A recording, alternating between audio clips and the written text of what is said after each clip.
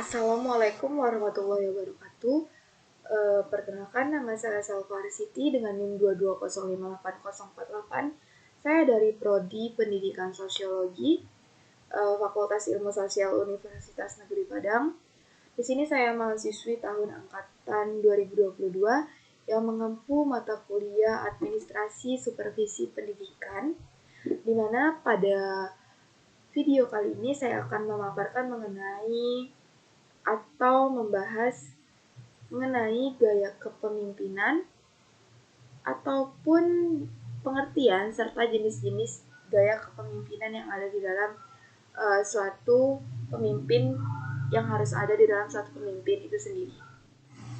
Baiklah, di sini saya akan menjelaskan mengenai pengertian gaya kepemimpinan. Nah, jadi gaya kepemimpinan ini merujuk kepada cara seseorang pemimpin mengarahkan, memotivasi, mengelola, serta mempengaruhi anggota tim atau di dalam satu organisasi. Jadi, gaya ini mencerminkan pendekatan dari perilaku pemimpin dalam berinteraksi dengan bawahannya serta dalam pengambilan keputusan. Jadi, dari gaya kepemimpinan ini dapat diklasifikasikan antara jenis-jenis gaya kepemimpinan ini. Yang pertama ada gaya kepemimpinan otokratis, di mana gaya kepemimpinan pada kali ini bisa dibilang dalam membuat keputusan sendiri tanpa berkonsultasi dengan tim. Gaya ini menekankan kontrol penuh oleh pemimpin. Jadi apabila pemimpin memakai gaya ini, jadi pemimpin itu mengontrol atas timnya tersebut. Bisa dibilang karakteristik dari gaya ini yang pertama adanya instruksi langsung, sedikit atau tanpa umpan balik, atau yang terakhir adanya keputusan sepihak.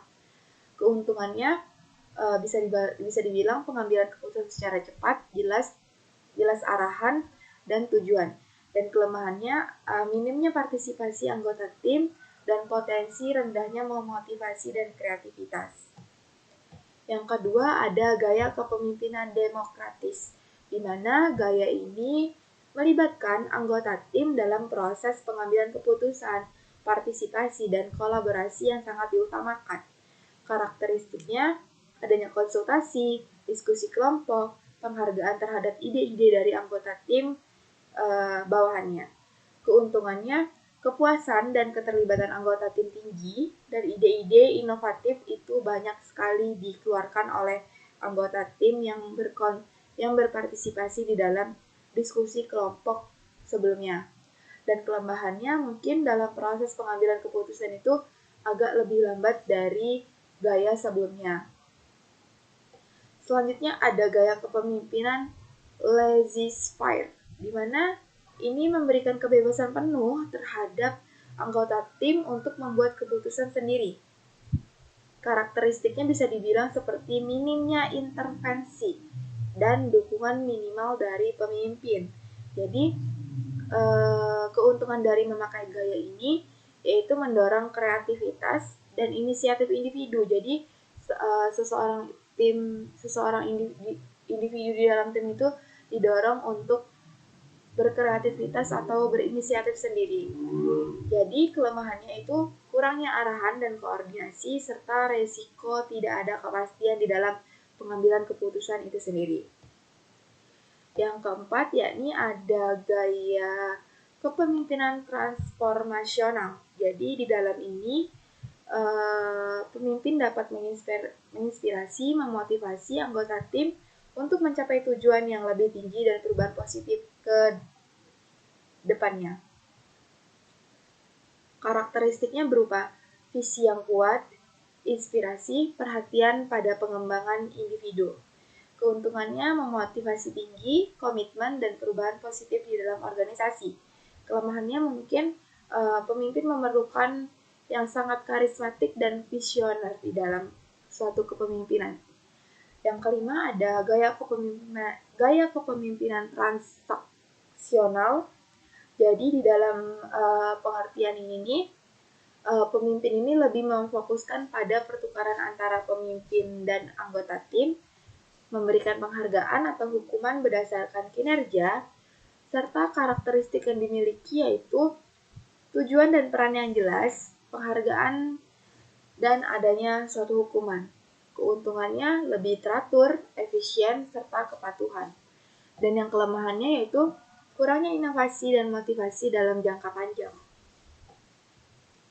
Dan yang keenam itu mengenai gaya kepemimpinan yang karismatik. Jadi, dalam menggunakan gaya yang karismatik ini, pemimpin menggunakan pesona pribadi dan energinya untuk menginspirasi dan mempengaruhi orang lain, terutama mempengaruhi anggota timnya.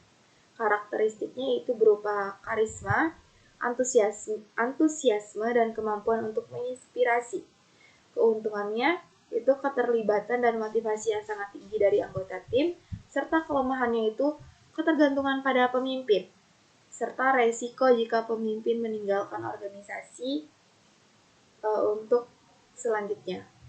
Dan yang terakhir ada gaya kepemimpinan servant atau servant leadership, di mana pemimpin ini mengutamakan kebutuhan anggota tim dan berfokus pada pengembangan mereka. Karakteristiknya dapat berupa pelayanan, empati, serta pengembangan individu dalam suatu anggota tim, dan keuntungannya itu dapat berupa kepuasan dan pengembangan anggota tim, dan adanya budaya kerja yang positif. Serta kelemahannya bisa dianggap secara dilihat dari sisi kepemimpinan servant ini kurang efektif dalam situasi yang memerlukan keputusan yang sangat cepat. Dan yang terakhir di sini saya akan membahas mengenai adakah gaya kepemimpinan yang terbaik. Nah, menurut saya pribadi, tidak ada satu gaya kepemimpinan yang secara universal atau secara keseluruhan itu dianggap terbaik dalam suatu kondisi atau situasi tertentu. Di mana gaya kepemimpinan itu sangat bergantung pada berbagai faktor, termasuk dalam konteks organisasi, adanya karakteristik yang berbeda-beda dalam suatu anggota tim, serta situasi dan tantangan yang didapatkan dalam kondisi tertentu ke depannya, di mana dalam periode seorang pemimpin itu menjalankan tugasnya. Nah, menurut saya, atau menurut dari sumber-sumber yang telah saya baca sebelumnya, pemimpin yang baik itu dapat memimpin menggunakan pendekatan situasional.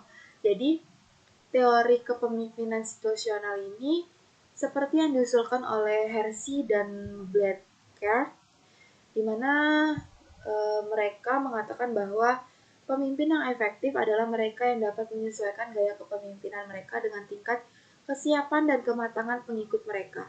Jadi, di dalam pendekatan ini, pemimpin yang terbaik itu apabila pemimpin yang mengikuti situasi dan kondisi tantangan yang ada di depan itu dengan baik. Dalam model ini pun terdapat 4 gaya utama di dalamnya.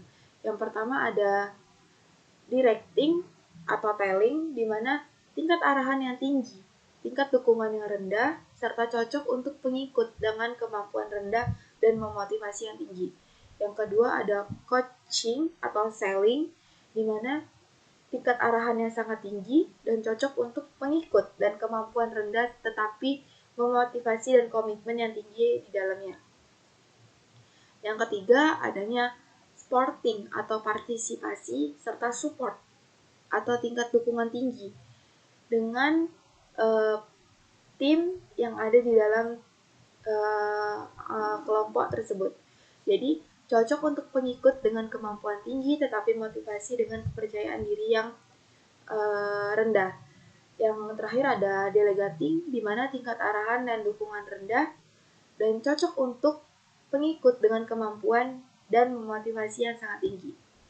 Jadi kesimpulannya ialah dengan adakah gaya kepemimpinan yang terbaik? Menurut saya, gaya kepemimpinan yang paling efektif dan gaya yang dapat yaitu dengan gaya yang dapat disesuaikan dengan situasi dan kondisi atau kebutuhan organisasi serta karakteristik anggota tim di dalam suatu kelompok organisasi itu sendiri.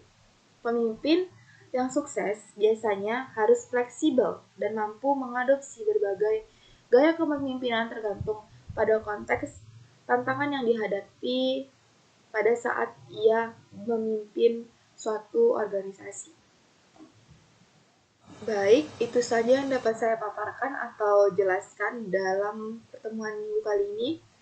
Apabila saya ada salah kata, salah ucapan, serta salah perilaku dalam membahas pengertian atau gaya-gaya kepemimpinan ini, saya mohon maaf. Saya akhiri. Wabillahi taufiq wal hidayah. Wassalamualaikum warahmatullahi wabarakatuh.